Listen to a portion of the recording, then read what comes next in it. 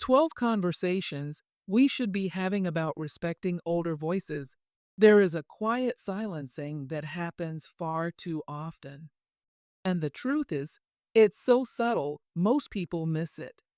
It's there in the headlines that celebrate youth, in the workplace meetings where older employees' ideas aren't heard quite as clearly, in films and television shows where older characters serve as background, comic relief, or are entirely invisible.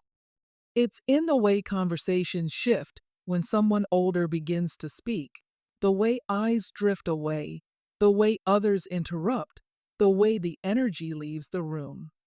It's everywhere, baked into the cultural narrative, sending the same message over and over again. After a certain age, your voice starts to fade.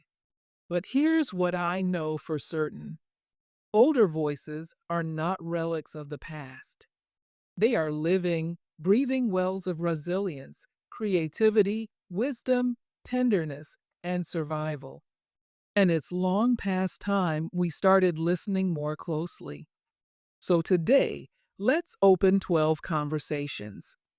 Conversations that don't shy away from the truth, but ask us to look hard at how we treat older generations and how we can do better. 1. Respect is not conditional on youth. We live in a world obsessed with what's new.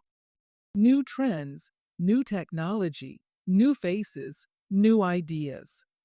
But somewhere along the way, we absorbed this toxic notion that respect is something only earned by the young, that sharpness, relevance, and worthiness have a sell by date. It's not true.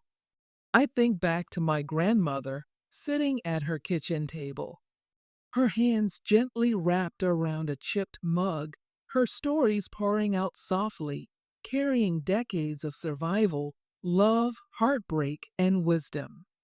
Stories of raising children through hardship, stories of migration, stories of holding families together in times of loss.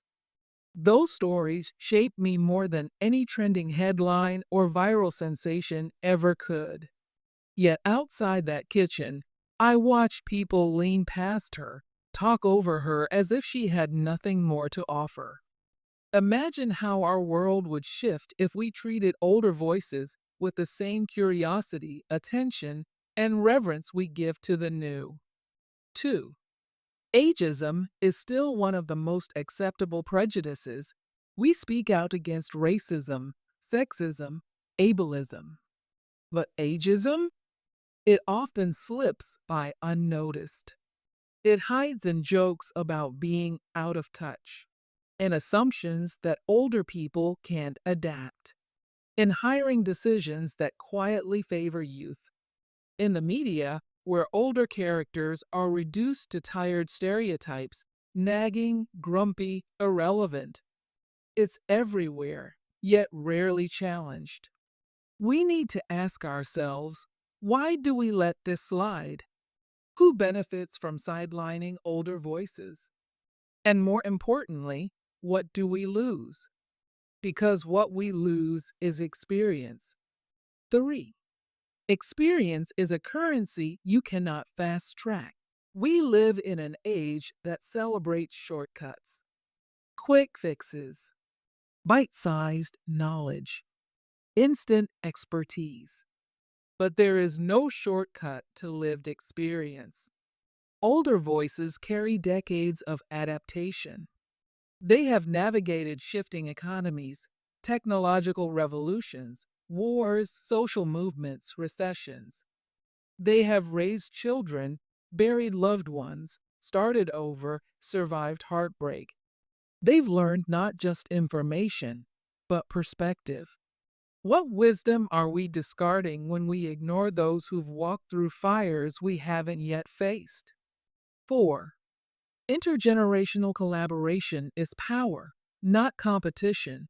Somehow, we've been sold the idea that it's young versus old, that one generation has to push the other out to make space.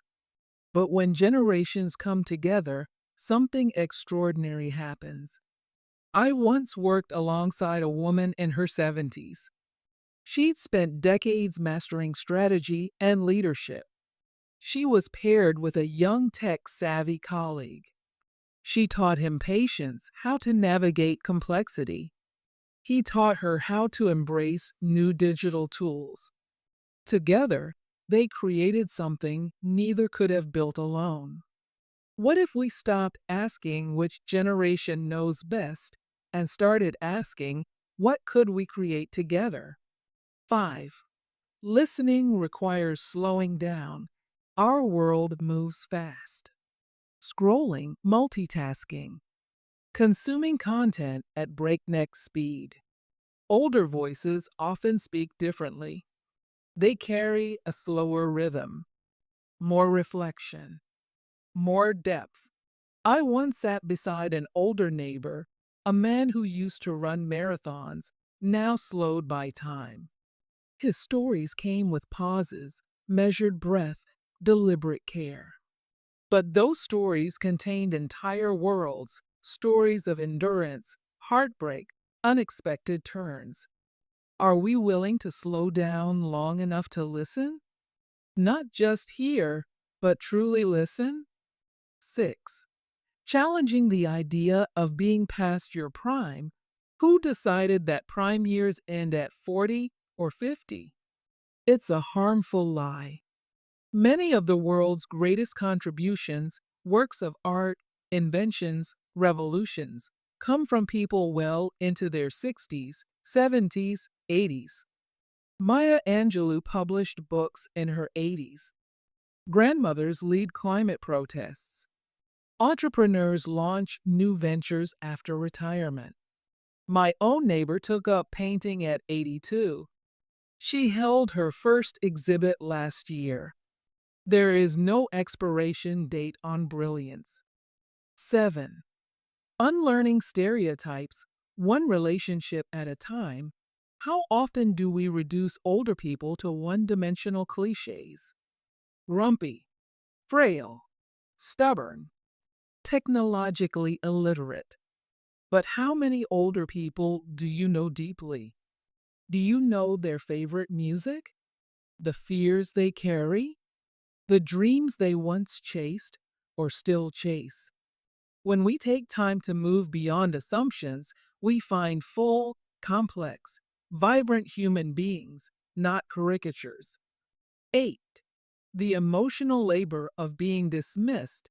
Imagine spending decades showing up, working hard, loving hard, building families, communities, careers, and then walking into a room and feeling like your voice no longer carries weight, like you've become invisible.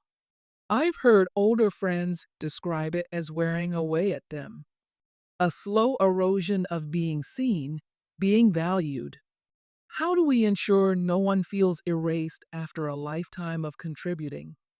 9. Storytelling as resistance. In a world obsessed with what's next, older people telling their stories becomes an act of resistance.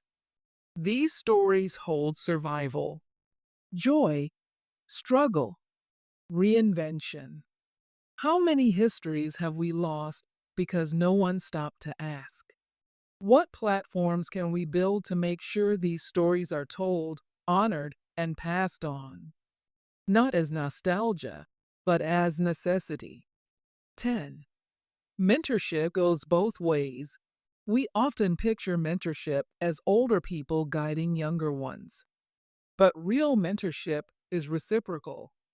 Older voices offer wisdom, perspective, experience. Younger voices bring fresh insight, cultural shifts, new skills.